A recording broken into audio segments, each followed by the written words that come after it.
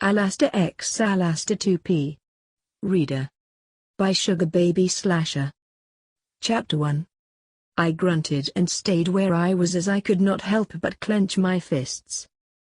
I soon enough managed to get to my feet and peered around confused at the land space around me. The usual demons were walking around without a care in the world, or so it seemed. I scrambled to a nearby post and clung onto it before looking over at a store window, and I felt my knees grow weak at the sight of me.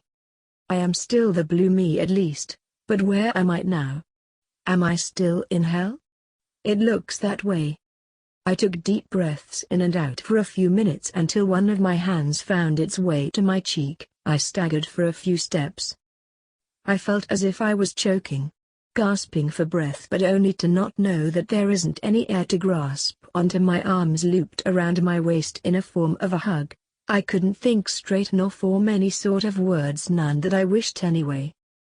Can't think straight, check. Can't walk straight, check. Can't talk straight, check. Can't be straight, check. I had my hands around my neck, tightening my grip with every passing second.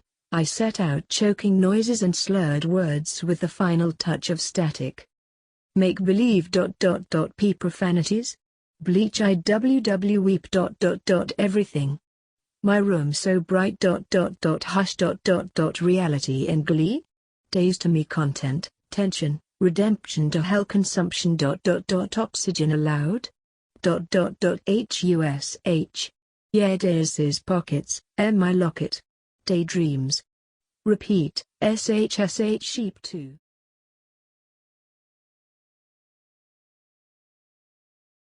Chapter 2.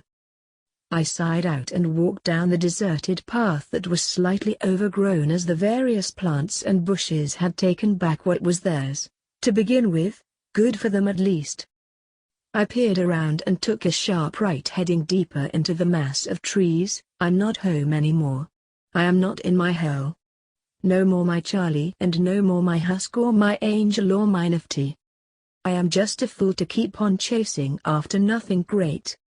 I sniffed and wiped my oncoming tears. They were just fools pretending to love me.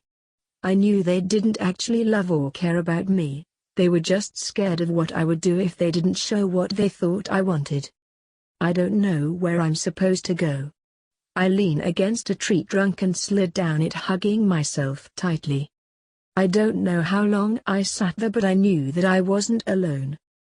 There was a time when I was alone, nowhere to go and no place to call home. My only friend was the man in the moon, and even sometimes he would go away, too.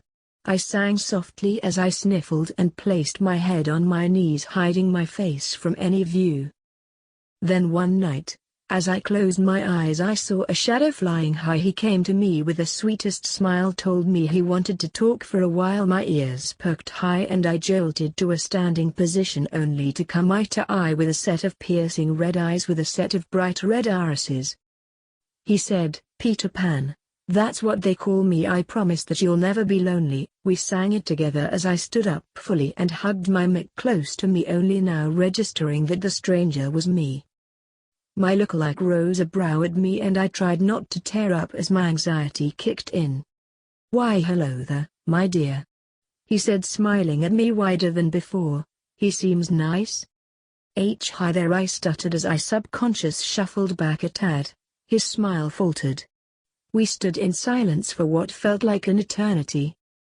"You seem to be me ? Or am I mistaken?" I questioned as I fidgeted with my fingers. He chuckled, "Aha. You seem to be correct, my stunningly attractive fellow." I blushed. "He thinks I'm attractive?" I am. I couldn't think of anything to say, so I stood there red-faced and shuffling my feet. He chuckled.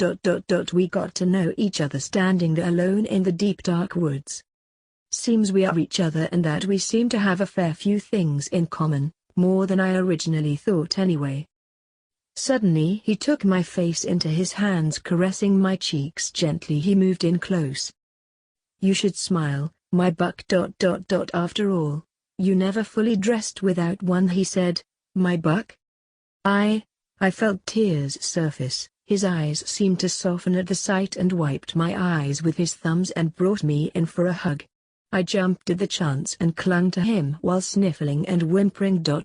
I wanted to go home. But, at the same time, I didn't.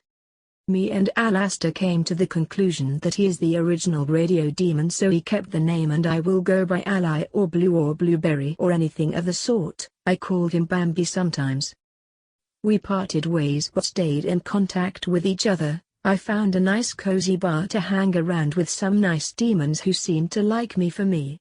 They are really nice and caring, and that came across as a surprise once I witnessed the aura of Alastor's hell. Well, I do hope you enjoyed the videos so far and video game content. And don't forget to subscribe, hit that like button, and leave a comment down below. And I noticed 40% of you guys are not subscribed to the channel. If you can, please subscribe to the channel. It'll help me and help the channel grow. Until next time, goodbye!